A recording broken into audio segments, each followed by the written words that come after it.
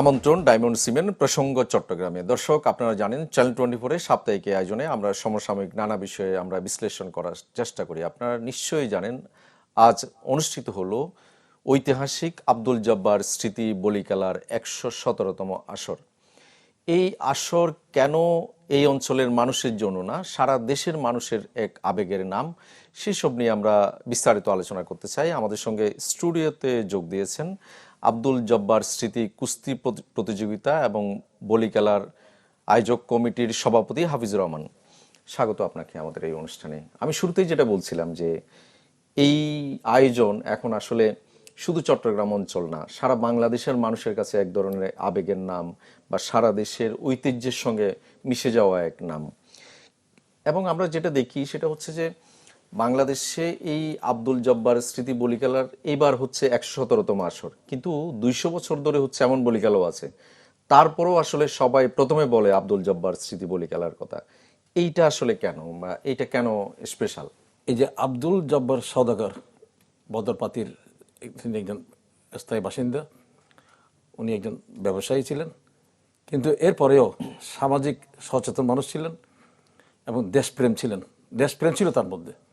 সেই দেশপ্রেমে উদ্বুদ্ধ হয়ে তিনি স্থানীয় যুবকদেরকে নিয়ে ব্রিটিশদের বিরুদ্ধে আন্দোলন করার জন্য যে কর্মী বাহিনী দরকার, সেই কর্মী বাহিনীর সৃষ্টির লক্ষ্যে এবং ব্রিটিশ শাসন, ব্রিটিশ পুলিশদেরকে ধোঁকা দেওয়ার জন্য এটাকে ক্রীড়া হিসেবে নিয়ে, খেলা হিসেবে নিয়ে লালদিঘির মাঠে উনি কসরত করতেন।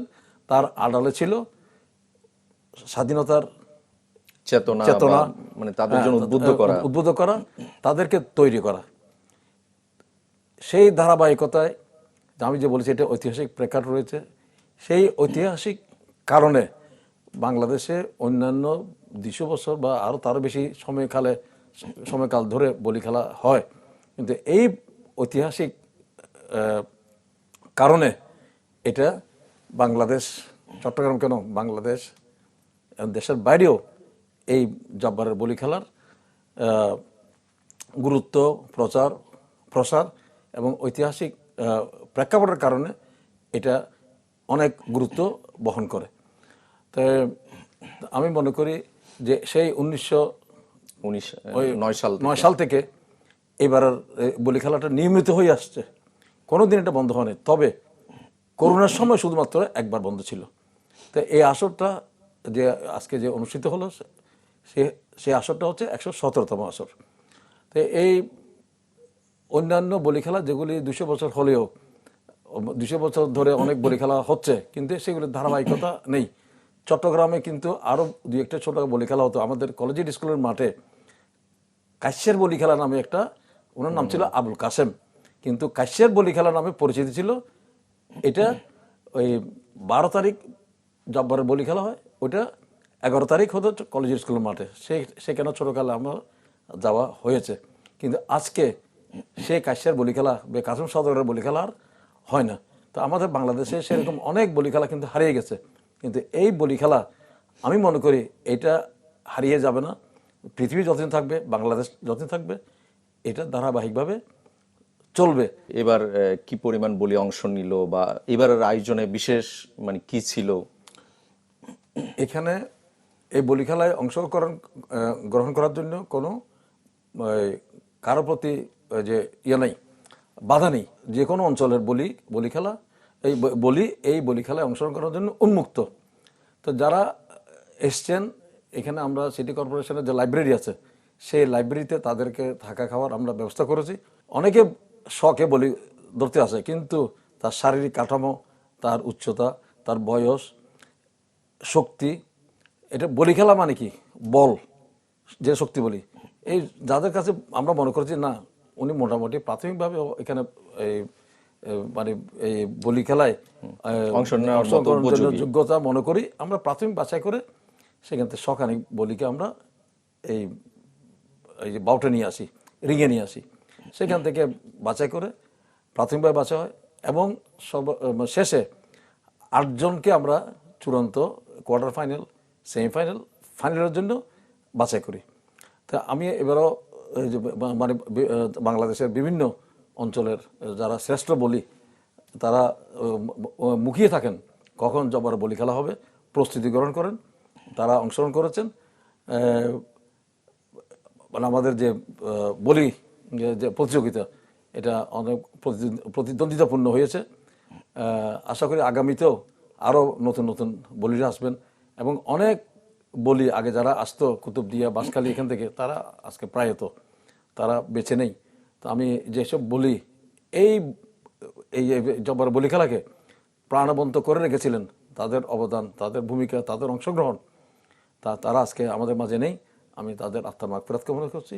এখন থেকে 15 বছর বা 20 বছর আগে যে বলিরা আসতেন, বা এই যে সুটামদেহী, মানে বলিদের আকার আকৃতি বা তাদের শক্তিমত্তার, মানে যেরকম বলিরা একসময় আসতো সেই রকম বলিরা এখন মানে খুব একটা দেখা যায় না। এখন দেখা যাচ্ছে খুব ইয়ং বা একেবারে খুব কম বয়সী, এরকম নানা ধরনের বলি আসে। এটা কি আসলে একবার বলা হয়েছিল যে প্রশিক্ষণের আয়োজন করা হবে বা প্রশিক্ষণ একাডেমির একটা সুযোগ থাকবে, এই বিষয়গুলো নিয়ে কি আপনাদের কোনো চিন্তা ভাবনা আছে? আগে এটাকে প্রফেশন হিসেবে কেউ নিত না, শৌখিন মানে খেলোয়াড় হিসেবে তারা এই মানে বলিতে খেলাতে অংশগ্রহণ করার জন্য আসতেন। কিন্তু বর্তমান সময়ের পরিবর্তনে এখন আর মানুষ শৌখিনভাবে কোনো কিছু নিতে পারছে না, সবগুলো প্রফেশনালিজম দেখছে। কিন্তু বলি খেলা যে বলি, এই যে এই ইভেন্টটাকে, এটা একটা স্পোর্টস, যেটাকে আমরা আধুনিক ভাষায় যে রেসলিং বলি। আমরা তো রেসলিং করি না, কিন্তু আমরা এটা ধরতে পারি রেসলিংয়েই, বলি খেলায়। কিন্তু এটার কোনো আর্থিক তারা প্রণোদনা, আর্থিক সুযোগ সুবিধা, আর্থিক নিশ্চয়তা না থাকার কারণে বর্তমানে অনেকের ইচ্ছা থাকলেও তারা এই শৌখিন খেলোয়াড় হিসাবে আর নিজেদেরকে ধরে রাখতে পারছেন না। সুতরাং যারা পুরোনো বলি, যারা আস্তে আস্তে বয়স হয়ে গেছে, তার যে স্থলাভিষিক্ত, আপনার সাথে আমি একমত, সেই ধরনের বলি কিন্তু আস্তে আস্তে পাওয়া যাচ্ছে না।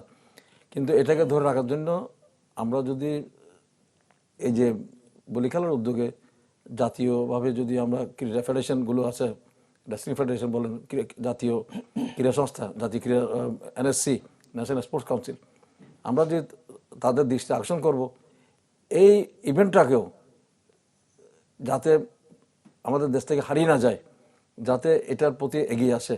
বর্তমান সরকার দেখছেন বিভিন্ন খেলাধুলাকে উৎসাহ করার জন্য, খেলোয়াড়দের উৎসাহিত করার জন্য বিভিন্ন প্রণোদনা দিচ্ছে, ভাতা দিচ্ছে, স্কলারশিপ দিচ্ছে। তা আমরা মনে করবো যে এই যে আমাদের এই অঞ্চলে এই কুস্তি প্রতিযোগিতা বা বলি খেলা, এটা অনেক অনেক একটা ঐতিহ্যের খেলা। তো এটাকে ধরে রাখার জন্য আমরা এই চট্টগ্রাম জেলা ক্রীড়া সংস্থার সাথে আগামীতে আমরা এইটা নিয়ে কাজ করব এবং জাতীয়ভাবে এই কুস্তি যে বলি খেলাটা যাতে হারিয়ে না যায়, নতুন নতুন যারা এই কুস্তিগিরা উঠে আসে, সে ব্যাপারে আমরা পরিকল্পনা প্রণয়ন করব। আপনার সাথে একমত পোষণ করছি এবং আপনাকে আমি এখানে কথা দিচ্ছি, আগামীতে আমরা এই বলি খেলার যে কমিটি আছে, আমরা জেলা ক্রীড়া সংস্থার সাথে আলোচনা করে আরও বেশি বেশি প্রতিযোগিতা যাতে আমরা আয়োজন করতে পারি। অল্প পরিসরে এই বলি খেলাকে সামনে রেখে ছোট ছোট ছোট ছোট যদি প্রতিযোগিতা আমরা আমাদের চট্টগ্রামের বিভিন্ন উপজেলায় যদি ছড়িয়ে দিতে পারি, চট্টগ্রাম মহানগরে ছড়িয়ে দিতে পারি, তাহলে এই বলি খেলাতে অংশগ্রহণ করার জন্য নতুন নতুন বলি সৃষ্টি হবে এবং আর্থিকভাবে তারা যাতে অসুবিধার সম্মুখীন না হয়, আর্থিকভাবে তারা যাতে সমৃদ্ধ হয়, সেটা উদ্যোগ আমরা নেব। তার জন্য আমরা পরিকল্পনা গ্রহণ করব। এবং এই ক্ষেত্রে বলিরা প্রতি বছরই একটা বিষয় ওরা এক ধরনের অভিযোগও করে যে তাদের পুরস্কারের সংখ্যাটা আরো বাড়ানো যায় কিনা, বা এই ব্যাপারে কি কোনো চিন্তা আছে আপনাদের? আমরা গত বছরও যারা চ্যাম্পিয়ন হয়েছিল তারা 30,000 টাকা দেওয়া হয়েছিল, রানার্স আপকে 25,000, আর তৃতীয় স্থানকে 20,000, চতুর্থ স্থানকে 15,000 দেওয়া হয়েছিল উইথ ট্রফি মেডেল সহ। এখানে যেসব বলি ছোট বড় যারা অংশগ্রহণ করবে তাদের সবাইকে একটা অর্থ দেওয়া হয়, তারা টোকেন মানি দেওয়া হয়। তারা দূর দূরান্ত থেকে আসেন, তাদের যে আসা যাওয়ার যে একটা খরচ লাগে সেটা আমরা তাদেরকে দিয়ে থাকি। এবারও আমরা সেটা দিয়েছি বা দেব। তা আগামীতে আমরা চেষ্টা করব যাতে এই যে পরিকল্পনার মধ্যে আমরা আগামীতে বলবো যে এটার পুরস্কার এত আমরা যদি আগে থেকে ঘোষণা করে দিই তাহলে এটার প্রতি আকৃষ্ট হবে। তা আমরা সেই ব্যাপারে আমরা উদ্যোগ গ্রহণ করব। কারণ আর্থিকভাবে যদি যেমন ক্রিকেট এখন দেখা যাচ্ছে কি ক্রিকেট খেলে আর্থিকভাবে সবাই সফল কাম হচ্ছে, আর্থিকভাবে তারা সমৃদ্ধ হচ্ছে। তো এই খেলাটাকে যদি আমরা যদি আর্থিক প্রবণতা দিতে পারি তাহলে আবার যে সেই পুরনো ঐতিহ্য ফিরে আসবে। নিশ্চয়ই আপনার সঙ্গে আমরা আরো আলোচনা করব। ছোট্ট একটা বিরতি নিয়ে আসি। দর্শক, ছোট্ট একটা বিরতি নিব, ফিরবো একটু পর।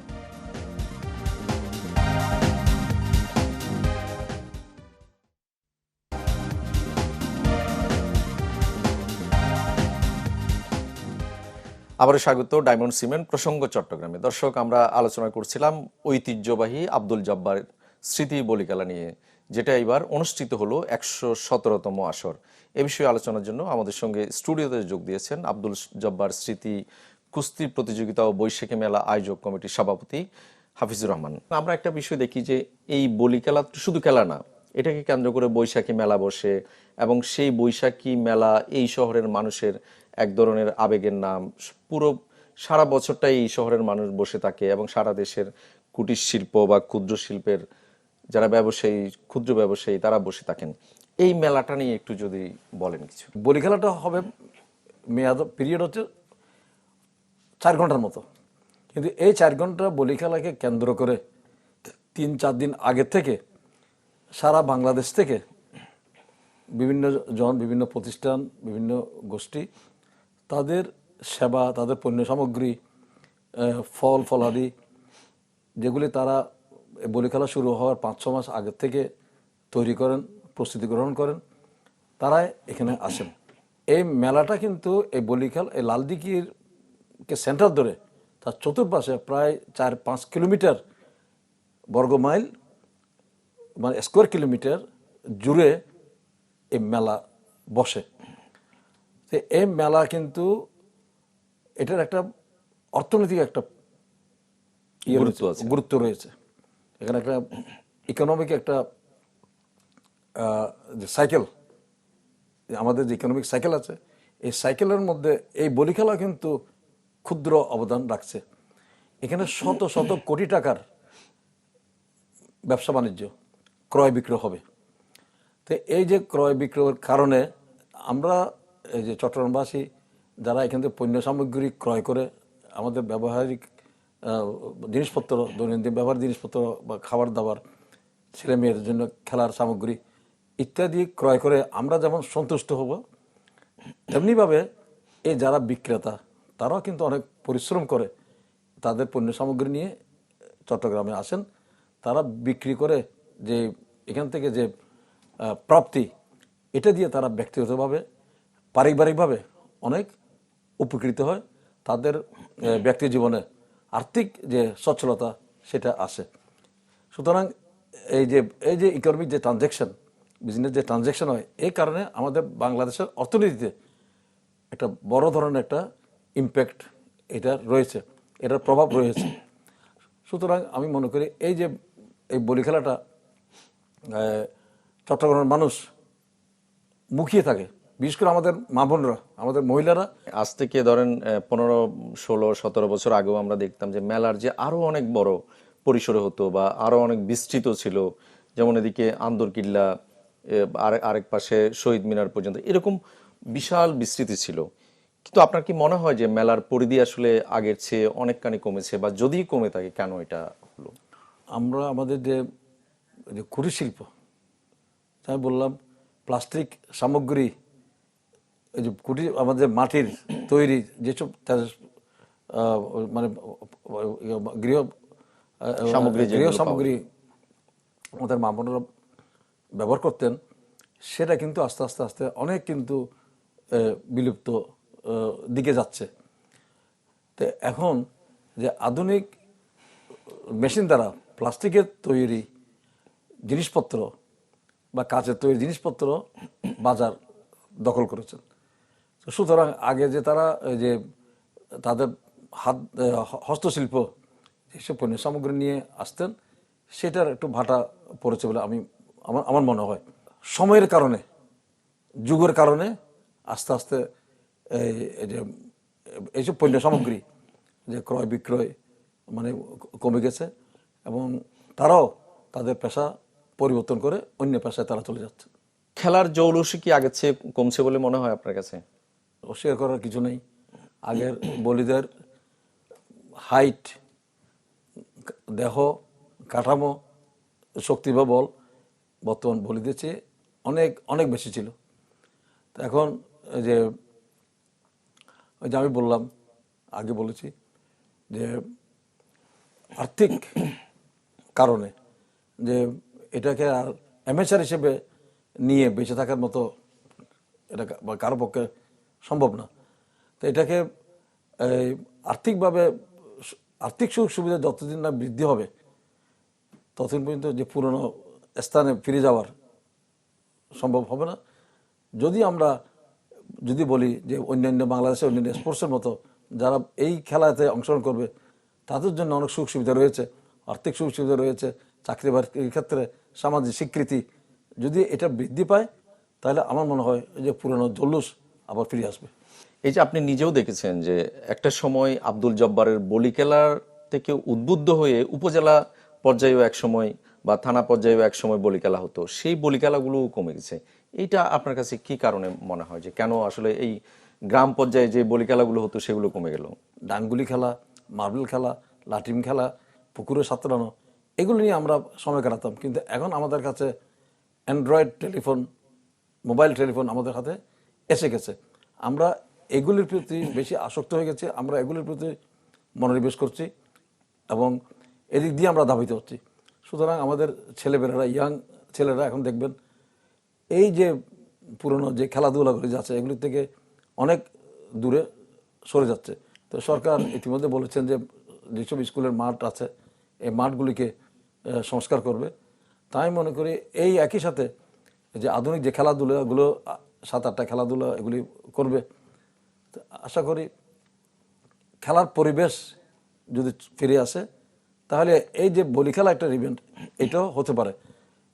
তো আমি আপনাকে যে কিছু আগে বললাম যে আমরা মেলা কমিটি চিন্তা করব, এখন এটাকে উপজেলা চট্টগ্রামের বিভিন্ন উপজেলায় ছড়িয়ে দিতে পারে কিনা, এটা জেলা ক্রীড়া সংস্থার সাথে আমরা যৌথভাবে কাজ করে চট্টগ্রাম মহানগরের বিভিন্ন ওয়ার্ডে এবং আমাদের যে 15-16টি যে উপজেলা রয়েছে সেই উপজেলাগুলোতে আমরা এই কুস্তি প্রতিযোগিতা বা বলি খেলার কুস্তি প্রতিযোগিতা বলে এই বলি খেলার আদলে এই খেলাটাকে আমরা আবার পুনরুত্থান বা সমৃদ্ধ করতে পারি কিনা আমরা এই পদক্ষেপ গ্রহণ করব।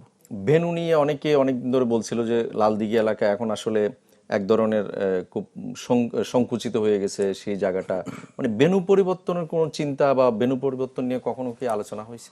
লালদিঘির মাঠকে কেন্দ্র করে চতুর্দিক থেকে যে লোকজন আসে এটা যদি কোনো একটা কর্নার নিয়ে গেলে তখন দেখবেন যে এটার যে সৌন্দর্য হারিয়ে ফেলবে। কিন্তু এটা আসলে মানুষ বর্তমান চট্টগ্রামের যে জনসংখ্যা সেই অনুপাতে কিন্তু জায়গাটা ছোট। তো কিন্তু আমাদের বাস্তবতার নিরিখে হয়তো আগামীতে এটার যাতে আরও সুষ্ঠু সুন্দরভাবে আয়োজন করা যায় সেজন্য একটা সুন্দর স্পট আমাদেরকে বের করতে হবে।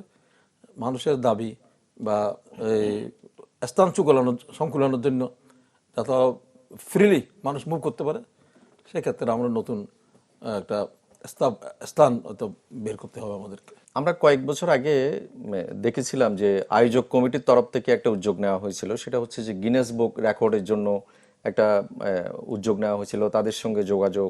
এই উদ্যোগটা আসলে কত দূর বা এটার সর্বশেষ কি অবস্থা? তিনি চট্টগ্রাম সিটি কর্পোরেশনের মাননীয় মেয়র, তাকে আমি উপস্থিত যারা দর্শক ছিলেন তাদের পক্ষ হয়ে তাকে অনুরোধ করেছিলাম যে লালদিঘির চত্বরটাকে আব্দুল জব্বার চত্বর করার জন্য। তিনি সাথে সাথেই ঘোষণা করলেন যে না, এটা আমরা সিটি কর্পোরেশনের পক্ষ থেকে এটা এই জব্বার আব্দুল জব্বার চত্বর আমরা করা হবে। তা আমি সিটি কর্পোরেশন এবং মেয়র ডাক্তার সাদ্দাত হোসেন সাহেবকে মেলা কমিটির পক্ষ থেকে আন্তরিক ধন্যবাদ কৃতজ্ঞতা জানাই এবং আব্দুল জব্বার সওদাগরের পরিবার পক্ষ থেকে যে তিনি তার কথা রেখেছেন। এটা কিন্তু এবার কয়েকদিন করা আগে হয়েছে। এটা প্রস্তুত হয়েছে, এটা আনুষ্ঠানিক উদ্বোধন হয়েছে, এটা ঘোষণা করেছেন যে এই চত্বরটা মরহুম আব্দুল জব্বার চত্বর হিসেবে পরিচিত হবে। তা আমি মনে করি আমাদের জন্য এটা বড় অর্জন। সিটি কর্পোরেশন এটাকে একটা পুরস্কারও দিয়েছিলেন কয়েক বছর আগে। এইটা আমাদের দুইটি অর্জন। আরেকটি হচ্ছে আমরা গত বছর সংস্কৃতি মন্ত্রণালয়ের মন্ত্রী সাহেব চট্টগ্রাম এসেছিলেন, তার সচিব সহ তার সাথে আমরা দেখা করেছিলাম মেলা কমিটির পক্ষ থেকে।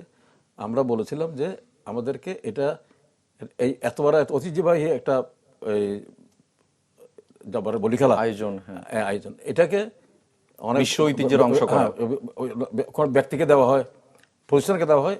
আমরা বলেছিলাম জাতীয়ভাবে এটা স্বীকৃতি দেওয়ার জন্য স্বাধীনতা পুরস্কার আছে, 21শে ফেব্রুয়ারি পুরস্কার আছে, একটা জাতীয় পুরস্কার যাতে দেওয়া হয় সেটা ওনাদেরকে আমরা উপস্থাপন করেছিলাম। তারা আমাদের সাথে একমত হয়েছে যে এটা দেওয়ার জন্য তারা ব্যবস্থা গ্রহণ করবে। এবং এটা বলেছেন যে সংস্কৃতি মন্ত্রণালয়ের যে বিভিন্ন সাংস্কৃতিক কর্মকাণ্ড আছে সেটারও এটা অন্তর্ভুক্ত করার কথা ছিল। তা আমরা আবার সরকার পরিবর্তন হয়েছে, আমরা এটাকে ফলো আপ করবো যে আমাদের এটার কতটুকু হলো এই বিষয়ে আমরা কাজ শুরু করবো আবার নতুন করে। তা আমরা আগে জাতীয় স্বীকৃতির না পেলে তাহলে আঞ্চলিক স্বীকৃতি আমরা পারবো না। তা আমরা স্থানীয় স্বীকৃতি পেয়ে গেছি, জাতীয় স্বীকৃতির প্রয়োজন। তো জাতীয় স্বীকৃতি পেলেই আমরা আঞ্চলিক স্বীকৃতির জন্য আমাদের চেষ্টা উদ্যোগ নেব। নিশ্চয়ই আমরাও চাই যে এই আব্দুল জব্বারের বলিখেলা এবং এই ঐতিহ্যের আসরটি বিশ্ব ঐতিহ্যের অংশ হোক। আপনাকে অনেক ধন্যবাদ আমাদের সময় দেওয়ার জন্য। আপনাকে ধন্যবাদ। দর্শক, আপনাদেরকেও ধন্যবাদ। ভালো থাকুন সবাই।